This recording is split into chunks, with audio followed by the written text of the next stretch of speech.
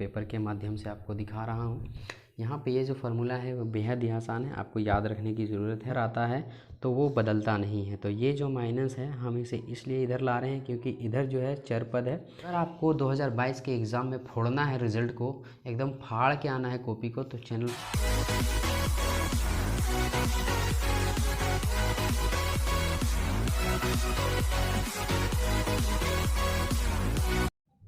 आगे बढ़ते हुए अब हम देखेंगे प्रश्नावली 1.1 का क्वेश्चन नंबर 1 का तीसरा।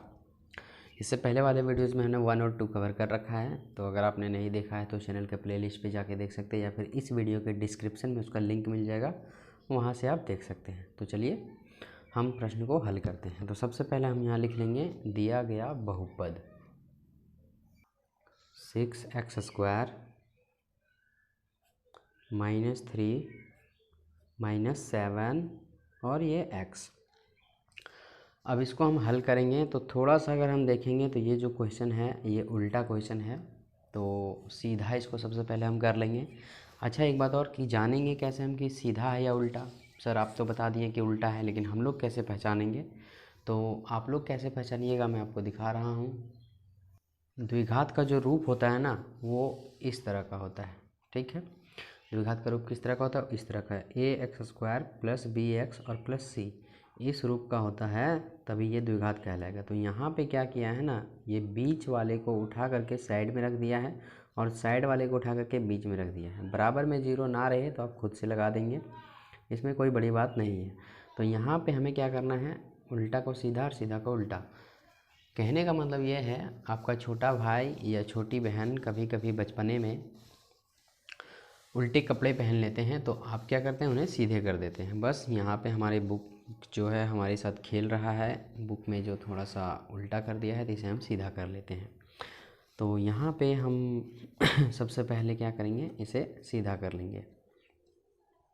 या 6x² -7x और माइनस बाद में हो जाएगा 3 और बराबर में हो जाएगा 0। ये 0 हमें अपने से देना है। तो ये प्रश्न हो चुका है हमारा सीधा। अब हम यहाँ पे क्या करेंगे, इस बीच वाले को हमें तोड़ना होता है, ठीक है।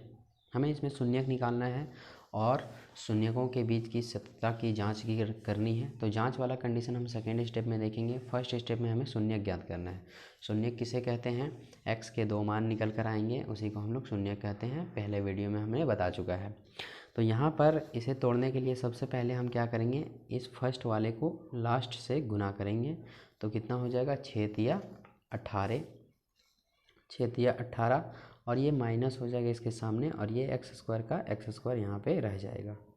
तो देखिए ये वाला डिजिट जो है सो उस संख्या में तोड़ेंगे जिसको जोड़ने या घटाने पर इतना ही आएगा और गुना करने पर -18x² आना चाहिए। तो ऐसा एक डिजिट हमको देखने को मिला है 9x और +2x, यहाँ पे रहेगा माइनस। तो देखिए -9x में 2x चला जाएगा तो कितना बचेगा, -7x बचेगा, ठीक।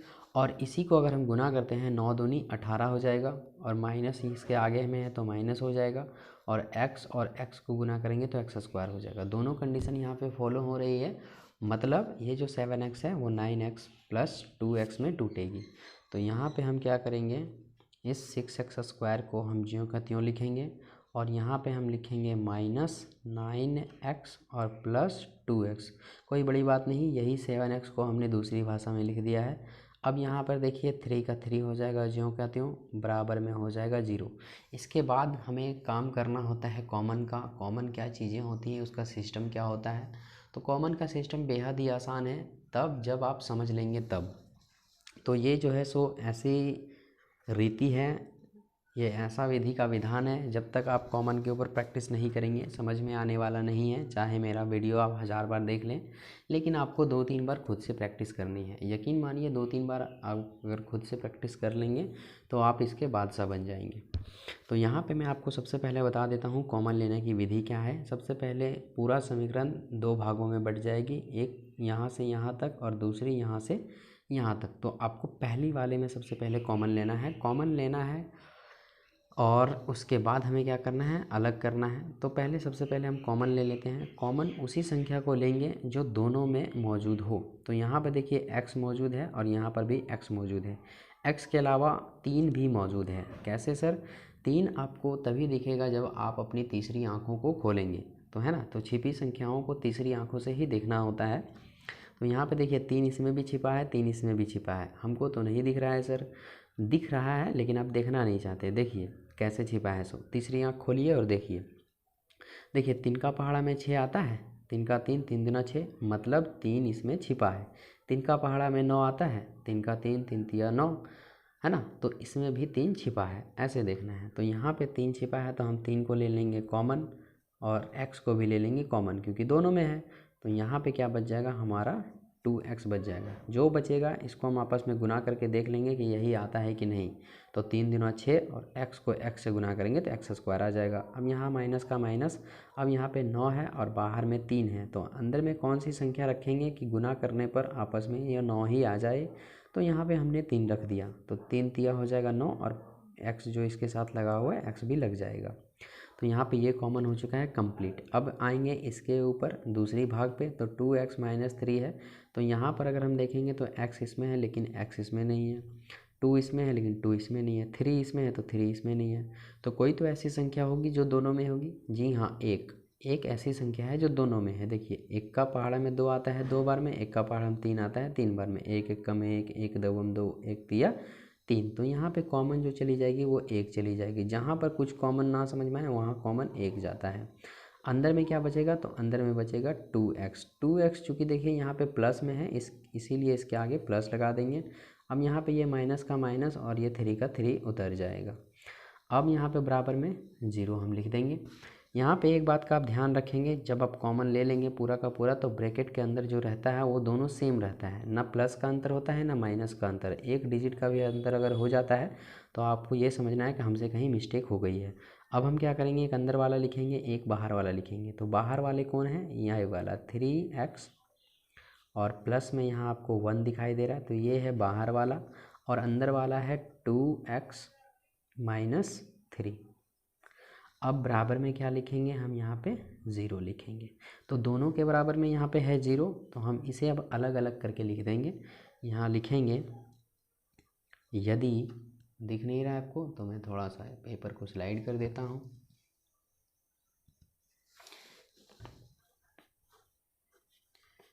(3x + 1 = 0) और इसी के हम बगल में लिखेंगे फिर से, यदि, कहने का मतलब ये है दोनों बार लिखना है क्योंकि दोनों के बराबर में 0 है। तो यहाँ पे हो जाएगा 2x - 3 = 0। तो सबसे पहले हम इसको हल करते हैं, या 3x, तो ये जो प्लस में है बराबर के उधर जाएगा तो माइनस में हो जाएगा, तो यहाँ हो जाएगा -1। अब यहाँ इसको आगे करते जाएंगे तो x बराबर हो जाएगा -1 और ये जो 3 है बराबर के इधर आएगा तो बट्टा में आ जाएगा। तो ये जो 3 है गुना में है, बराबर के इधर आएगा तो भागा में। तो यहाँ पे x का एक ठो मान निकल कर आया है -1/3। अब यहाँ पर हम सेम उसी प्रकार से, या 2x बराबर, ये जो 3 आपको दिख रहा है वो माइनस में है, बराबर के उधर जाएगा तो प्लस में हो जाएगा, तो ये हो जाएगा 3। अब हम यह करेंगे फिर से और हम देखेंगे x बराबर 3 का 3 और ये जो 2 आपको दिखाई दे रहा है ये बराबर के इधर आएगा तो भागा में आ जाएगा। ठीक है, तो x का मान यहाँ पे 1 आ गया, तो x का मान 1 -1/3 और x का मान 1 3/2, यही है शून्यक। तो हम लिखेंगे अतः बहुपद के शून्यक बराबर -1/3 और 3/2। तो आइए लिख लेते हैं। ठीक है, तो ये हमारा एक आ चुका है फाइनल उत्तर। आप इसे अच्छे से नोट कर लें। अगर आप इस तरह से बनाते हैं तो एग्ज़ाम में आपको फुल मार्क्स देने से कोई नहीं रोक सकता। अब हम सेकेंड स्टेप पे चलते हैं और सेकेंड स्टेप पे इसकी जांच है। जांच के बारे में हम कुछ नहीं बताएंगे, बस आपको जो बताएंगे वो आप सिर्फ सुनना है। ठीक है, 2 वीडियो आप देख चुके हैं, तीसरी वीडियो में आपका जांच का कन्फ्यूजन एकदम दूर हो जाएगा। तो आइए सेकेंड स्टेप पे चलते हैं और करते हैं इसकी जाँच। तो जाँच के लिए हम यहाँ पर हेडिंग देंगे जाँच। ठीक है, अब देखिए थोड़ा सा मैं आपको कुछ बेसिक दिखाना चाहता हूँ। जांच के लिए हमें शून्यकों का योग और शून्यकों का गुणनफल की ज़रूरत पड़ेगी। तो उसका एक फार्मूला होता है जिसे मैं एक रफ पेपर के माध्यम से आपको दिखा रहा हूँ। यहाँ पे ये जो फार्मूला है वो बेहद ही आसान है, आपको याद रखने की ज़रूरत है। तो यहाँ पे शून्यकों का जो योग है वो है माइनस एक्स का गुणांक बटे में है एक्स स्क्वायर का गुणांक। शून्यकों का गुणनफल अचर पद एक्स स्क्वायर का गुणांक क्या होते हैं क्या नहीं होते, बस आपको इतना ही समझना है कि हमें सर बता रहे हैं, आप सुनिए, ठीक है। बना लेंगे पूरा तब समझ में आएगा ये था क्या, और अब अगर आप समझ रहे हैं तो बहुत अच्छी बात है। तो यहाँ शून्यकों का योग आप ये समझ चुके हैं और ये भी समझ चुके हैं। एक चीज़ में देखेंगे तो एक्स स्क्वायर का गुणांक बटे में है, एक्स स्क्वायर का गुणांक बटे में है। आपको याद क्या रखना है, योग में होता है माइनस एक्स का गुणांक और गुणनफल में होता है अचर पद। ये मैं आपको याद रखने की ट्रिक बता रहा हूँ, अपने समय में हम लोग इसी तरह से याद रखते थे। अब देखिए यहाँ पे हम सबसे पहले जाँच में लिखेंगे शून्यकों का योग बराबर में एक्स माइनस एक्स का गुणांक बटे में एक्स स्क्वायर का गुणांक। तो आइए हम सबसे पहले इसे लिख लेते हैं। इतना करने के बाद हमें क्या करना होता है, बड़ा ही सिंपल है। इसके बाद तो यहाँ पे अगर हम देखेंगे तो शून्यकों का योग हमें पूछा गया है, तो शून्यकों का योग कर देना है। तो जब हमारे शून्य आए थे यहाँ पे आप देख सकते हैं 3/2 और माइनस 1/3, तो इसका हमें क्या कर देना है, योग कर देना है। तो अगले स्टेप में हम इसका योग करेंगे। 3/2 और माइनस 1/3 का हमें क्या करना है, योग कर देना है। तो योग माइनस 1/3 है ना। अब हमें क्या करना है, यहाँ पे इसको अगर हम सबसे पहले तो बराबर लिखेंगे और ये ज्यों का त्यों हम यहाँ पे लिख देंगे। इसके बाद हमें क्या करना है, इस प्लस माइनस को जब हम हटाएंगे तो प्लस माइनस का माइनस हो जाएगा। 3/2 का 3/2 लिखेंगे और यहाँ प्लस माइनस का माइनस हो जाएगा और 1 यहाँ पे हो जाएगा 3। अब हम देखेंगे बराबर में फिर से ये ज्यों का त्यों लिख देंगे, माइनस एक्स स्क्वायर का गुणांक बटे में माइनस एक्स का गुणांक बटे में एक्स स्क्वायर का गुणांक। इसके बाद की प्रक्रिया बेहद ही सिंपल है और आसान है, आप बचपन में सीखे होंगे। ये यहाँ आपको भिन्न का घटाव दिख रहा है, तो 2 और 6 का एलसीएम अगर हम निकालेंगे तो यहाँ पे 2 और 3 का एलसीएम निकालेंगे तो हमारे पास एलसीएम 6 आ जाएंगे। और इसके बाद हमें यह देखना होता है कि दुक्का पहाड़ा में 6 कितना बार में आता है। दुक्का पहाड़ा में 6 कितने बार में आता है, तो 3 बार में। तो ऊपर वाला हमें 3 बार पढ़नी है, 3 तिया हो जाएगा 9। और यहाँ पे हमें देखेंगे तिनका पहाड़ा में 6 कितना बार में आता है, तो 2 बार में। तो ऊपर वाला हमें 2 बार पढ़ना है। तो यहाँ पे माइनस का माइनस और यहाँ पे हो जाएगा 1 एकम 1 1 2 2 बराबर में हमें ये ज्यों का त्यों लिख देंगे। तो एक्स का गुणांक और बटे में हम लिखेंगे एक्स स्क्वायर का गुणांक। माइनस आपको लेके चलना है, इसे भूलना नहीं है। अब यहाँ से हम क्या करेंगे, इसको जो है 9 में जो है 2 अगर हम माइनस करेंगे तो हमारे पास 7 बचेगा और बटे में हमारे पास 6 आ जाएंगे। तो हमने यहाँ पे 6 का 6 लिख दिया। बराबर में ये जो आपको दिख रहा है इसे फिर से हम ज्यों का त्यों लिखेंगे। अंतर इसमें सिर्फ क्या होगा ना कि ये जो आप माइनस देख रहे हैं, इस माइनस को हमें बराबर के इधर लाना है। तो याद रहे, सिर्फ अगर चिन्ह उठ के बराबर के इधर आता है तो वो बदलता नहीं है। तो ये जो माइनस है हम इसे इसलिए इधर ला रहे हैं क्योंकि इधर जो है चर पद है, हमें इसे अचर पद में लाना है। तो ये माइनस जो है सो यहाँ पे नहीं रहेगी, ये माइनस यहाँ पे आ जाएगी। ठीक है, हमें इतना ही यहीं तक करना था। अब अगर हम देखेंगे यहाँ पे तो x का जो गुणांक है बराबर में कितना है, -7 है और एक्स स्क्वायर का गुणांक है 6। तो हम यहाँ पे लिखेंगे अतः x का गुणांक बराबर -7 व एक्स स्क्वायर का गुणांक 6। तो यहाँ पे आइए हम लिख लेते हैं सबसे पहले। तो हमने इसे अलग अलग लिख लिया है। अलग अलग इसलिए लिखें ताकि आपको समझने में बेहद आसानी हो। अब हमें यहाँ देखना क्या है, x का जो गुणांक आया है वे कितना है, -7 है और एक्स स्क्वायर का जो गुणांक आया है वे 6 है। तो आइए हम प्रश्न में देखते हैं कि ये हमारा सही है या फिर कुछ गलत है। अगर कुछ गलत होगा तो पूरा का पूरा हमारा जो सॉल्यूशन है वो बेकार हो जाएगा, लेकिन हम बेकार होने नहीं देंगे, आप बिल्कुल भी टेंशन मत लीजिए। देखिए यहाँ पे है एक्स स्क्वायर और इसके गुना में, गुणांक मतलब क्या है, इसके गुना में कितने हैं, प्लस के 6 हैं। तो यहाँ पर भी देखिए एक्स स्क्वायर का गुणांक में कितने हैं, 6। और x की अगर हम बात करें तो यहाँ पर देखिए x है ना, तो x के गुणांक में कितने हैं, एक्स के गुणांक में, एक्स के गुणांक में कितने हैं, -7 हैं। तो यहाँ पर देखिए एक्स के गुणांक में कितना आया है, -7। तो ये क्या हो गया, हमारा पूरी जांच हो गया कि हमने पूरे प्रश्न को सही बनाया है। और बना करके हम जांच करके भी दिखा दिए कि जितने एक्स का गुणांक था उतना यहाँ पे आया है, और एक्स स्क्वायर का जो गुणांक था वो भी यहाँ पे आया है। क्लियर। अब यहाँ से एक आंसर तो हमारा यहाँ पे आ गया पूरा। अब हमें इसका गुणनफल भी थोड़ा सा देख लेना है कि गुणनफल सही है या नहीं। गुणनफल में क्या आएगा कि ये जो -3 है ये अचर पद है, और ये अचर पद आता है या नहीं यही हमें बताएगा गुणनफल में। तो आइए 2 मिनट और लगेगा, गुणनफल भी हम देख लेते हैं। तो हम यहाँ पे लिखेंगे पुनः शून्यकों का गुणनफल।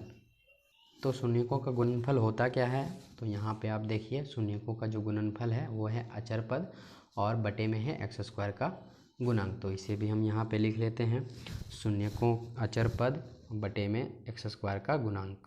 इसके बाद हमें क्या करना है, शून्यक जो आए हैं उसका गुना कर देना है। जिस प्रकार से वहाँ योग बोला था तो हमने जोड़ दिया, यहाँ गुणनफल बोला तो हम क्या करेंगे, यहाँ पे उसका गुना कर देंगे। तो जब हम गुना करेंगे तो हमारा जो शून्यक आया था वो एक था पहला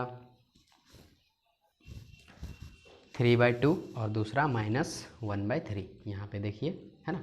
तो इसी को हमने क्या करना है, गुना करना है। तो यहाँ पे सबसे पहले हम लिखेंगे 3/2 और गुना में लिखेंगे -1/3, और बराबर में ज्यों का त्यों लिखेंगे हम अचर पद बटे एक्स स्क्वायर का गुणांक। इसके बाद हमें क्या करना है, इन दोनों को आपस में गुना करवा देना है। बेहद ही आसान है, बस हम थोड़ा सा क्या है ना, जानते नहीं हैं बनाने, समझते नहीं हैं अच्छे से, इसलिए हमें समझ नहीं आती है। तो यहाँ पे क्या करेंगे, 3 को 1 से हम गुना कराएंगे तो -3 हो जाएगा, और 2 को 3 से गुना कराएंगे तो 6 हो जाएगा। बराबर में इसे हम ज्यों का त्यों फिर से लिखेंगे। तो यहाँ पे हम लिखेंगे अचर पद और बटे में हम लिखेंगे एक्स स्क्वायर का गुणांक। तो यहाँ पे आप देख पा रहे हैं फिर से क्या, एक्स स्क्वायर के गुणांक के बराबर में 6 आ गया और अचर पद के बराबर में यहाँ 3 आ गया। तो यहाँ पे हम लिखेंगे अतः अचर पद बराबर -3 व एक्स स्क्वायर का गुणांक 6। ठीक है, तो यहाँ पे 6 हो चुका है। अब यहाँ पर देखिए अचर पद कितना है, -3 और एक्स स्क्वायर का गुणांक यहाँ 6। तो देखिए पिछला वाला में भी अगर हम देखेंगे तो एक्स स्क्वायर का जो गुणांक आया था वो 6 ही आया था, है ना। देखिए यहाँ पे एक्स स्क्वायर का गुणांक 6 आया था ना, और एक्स का गुणांक आया था -7। यहाँ पे थोड़ा सा चेंजमेंट हुआ है क्या, कि एक्स का जो आया है हमारा एक्स स्क्वायर का गुणांक वो 6 आया फिर से। तो ये चीज़ें कंफर्म हो गई कि एक्स स्क्वायर का गुणांक 6 ही होगा, और अचर पद आया है 3। तो क्वेश्चन से हम मिला लेते हैं कि सच में 3 है या नहीं। तो यहाँ पे क्वेश्चन को देखिए आप, तो क्वेश्चन में अचर पद कौन सा है, तो अचर पद ये है -3, यहाँ भी -3, और यहाँ लास्ट कॉलम देखिए, तो यह लास्ट कॉलम ये अचर पद है। तो देखिए -3 है या नहीं, तो -3 भी पूरा मिल गया। तो हमारा पूरा रूप से परफेक्ट रूप से क्वेश्चन पूरा का पूरा जांच हो गया कंप्लीट। यहाँ होता है वीडियो समाप्त। वीडियो अगर अच्छा लगा, समझ आया, तो चैनल को अभी सब्सक्राइब कीजिए, क्योंकि आपको बिल्कुल फ्री यहाँ पे कोचिंग की भांति एकदम A to Z बारीकी से पढ़ाई करवाई जाती है। और अगर आपको 2022 के एग्ज़ाम में फोड़ना है रिज़ल्ट को, एकदम फाड़ के आना है कॉपी को, तो चैनल को सब्सक्राइब कीजिए और जुड़ जाइए अभी से फ्री ऑनलाइन एकेडमी के साथ, ताकि आप अपनी तैयारी को अच्छे से और बेहतर ढंग से कर सकें। आज के लिए इतना ही। जय हिंद, जय भारत।